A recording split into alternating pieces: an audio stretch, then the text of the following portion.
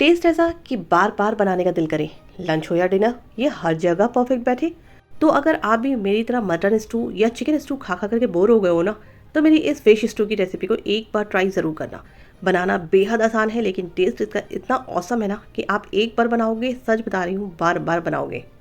तो हे दोस्तों, कैसे हैं आप सब? उम्मीद करती हूँ आप सब खैरियत से होंगे। अल्हम्दुलिल्लाह हम सब भी खैरियत से हैं। तो आज हम बनाने वाले हैं मटन स्टू नहीं, चिकन स्टू नहीं, फिश स्टू की रेसिपी, जो हम बनाएंगे अपने स्टाइल में बहुत ही आसानी के साथ, जिसे बैचलर्स और बिगनर्स भी बड़ी ही आसानी के साथ बना सकते हैं। जिन्हें खाना बनाना भी नहीं आता ना, वो भी इसे बहुत ही आसानी के साथ बना सकते हैं।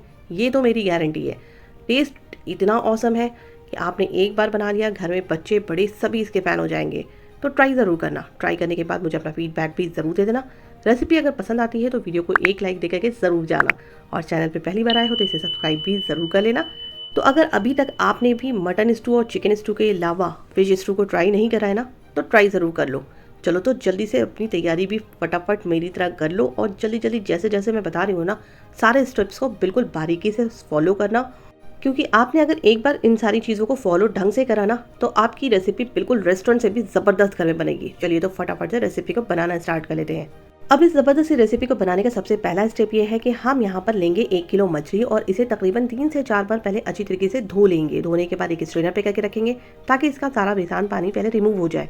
फिर हम इसे एक बोल में ट्रांसफ़र करने के बाद 1.5 टीस्पून ऐड करेंगे अदरक लहसुन का पेस्ट, और ऐड करेंगे 1/4 टीस्पून नमक, क्योंकि आगे हम मसालों में भी नमक ऐड करेंगे।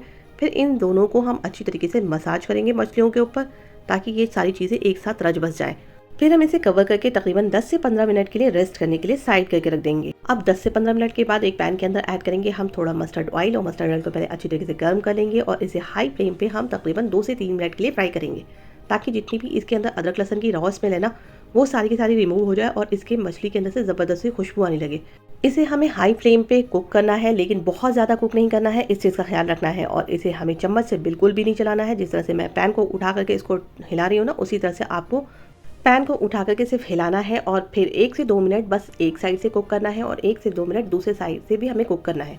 बहुत ज़्यादा इसलिए नहीं कुक करना है क्योंकि हमें इसे मसालों के साथ भी कुक करेंगे। तो यहाँ पर अगर हमने इनको ज़्यादा देर तक कुक करा ना, तो ये टूटना स्टार्ट कर देंगी। तो बस हमें इसे थोड़ी देर तक ही बस फ्राई करना है। जैसे ही खुशबू अच्छी से आनी शुरू हो जाए ना, इन सबको निकाल करके हम दूसरे बर्तन में रख देंगे, और बस आगे के प्रोसेस की तरफ चलेंगे। अब इस मछली के ज़बरदस्त से मसाले को बहुत ही आसानी के साथ बनाने के लिए ना, एक कुकर में ऐड कर लेना 2 से 3 बड़े चम्मच मस्टर्ड ऑयल के, और पहले हम इसे अच्छी तरीके से गर्म कर लेंगे। जब तक हमारा तेल गर्म हो रहा है, हम यहाँ पर कुछ खड़े मसाले आपको दिखा देते हैं जो हम इसमें इस्तेमाल करेंगे। 1 चम्मच मैंने यहाँ पर लिया है जीरे का, 2 तेज पत्ते को थोड़ा छोटे छोटे टुकड़ों में कट करके लिया है, 2 दालचीनी के टुकड़े हैं, 2 छोटी इलायची है, 2 से 3 लौंग लिए हैं मैंने, 7 से 8 काली मिर्चें हैं, 1 बड़ी इलायची है, और 1 छोटा सा टुकड़ा जावित्री का है। इन सारी चीज़ों को हम तेल के गर्म होने के बाद तेल में डायरेक्टली ऐड कर देंगे, और इन सबको क्रैकल होने देंगे। जैसे ही हमारी सारी चीज़ें क्रैकल होने लगेंगी, हम यहाँ पर ऐड करेंगे 2 मीडियम साइज़ की प्याज को फाइनली स्लाइस करके। यहाँ पर फाइनली स्लाइस करी हुई ही प्याज यूज़ करेंगे हम, और इसे 1 से 2 मिनट अच्छी तरीके से फ्राई करेंगे। और प्याज को फ्राई करने के टाइम पे हमारी गैस की फ्लेम बिल्कुल हाई पे रहेगी, और जब हम प्याज को फ्राई कर रहे होंगे ना, हाथों हाथ यहाँ पर नमक ऐड कर लेंगे। आधा चम्मच मैंने यहाँ पर नमक को ऐड करा है। आप अपने टेस्ट के अकॉर्डिंग नमक को कम या ज़्यादा कर सकते हैं।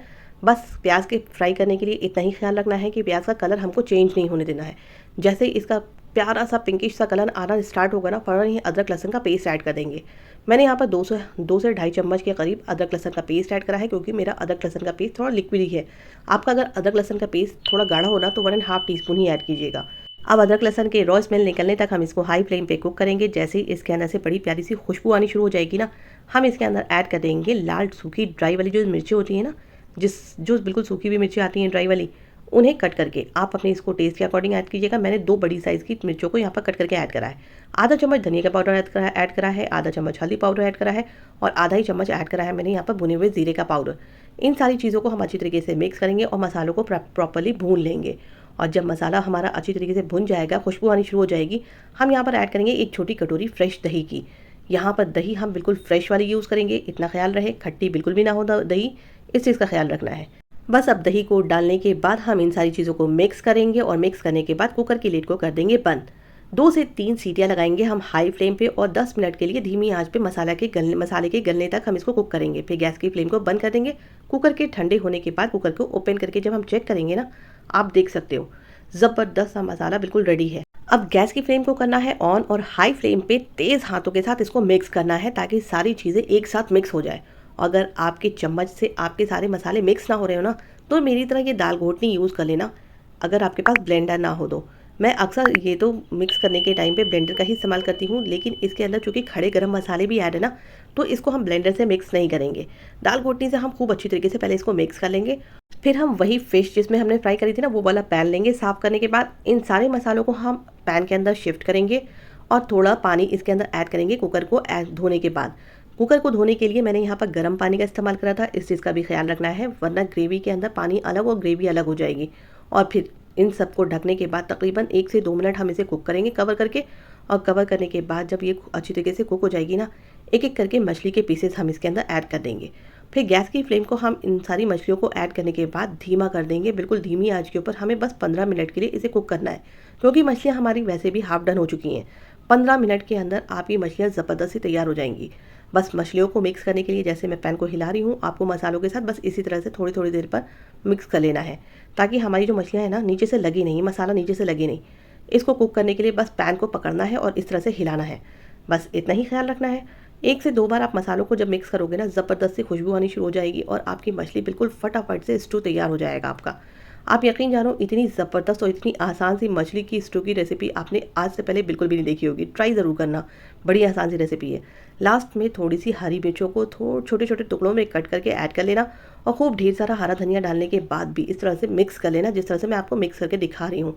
आप अगर कढ़ाई में बना रहे हो या भगोने में बना रहे हो, तब भी आप इसी तरह से मिक्स करना, ताकि आपकी मछलियाँ बिल्कुल भी ना टूटें। आपकी सारी मिक्सिंग ज़बरदस्त होगी। आप देख सकते हो क्या गज़ब की ये मछली तैयार होती है। खुशबू तो दूर दूर तक जाती है, आप यकीन जानो। आपने एक बार बना लिया, आपके घर में सभी लोग इसके फ़ैन हो जाएंगे, सच बता रही हूँ। अब इसे आप रुमाली, चपाती, पराठे, दाल चावल जिसके साथ भी सर्व करोगे ना, ज़बरदस्त ऑथेंटिक फ्लेवर देगा। चलिए भाई, हमारी फ़िश स्टू की रेसिपी तो बिल्कुल हो गई है तैयार। हम चले इसे अपने घर वालों के साथ एंजॉय करने। आप जब भी बनाना मुझे अपना फीडबैक ज़रूर देना। रेसिपी पसंद आ जाए तो इसे अपने फैमिली एंड फ्रेंड्स में भी ज़रूर शेयर करना। और आपकी घर पे कितनी तारीफ़ें हों ये भी ज़रूर बताना। और आप मेरे रेसिपी को किस शहर से, किस कंट्री से देखते हो, मुझे प्लीज़ ये भी ज़रूर बताना। कमेंट में अपने मैसेजेस ज़रूर डालना, मुझे बड़ी खुशी होती है आपके कमेंट्स पढ़ करके।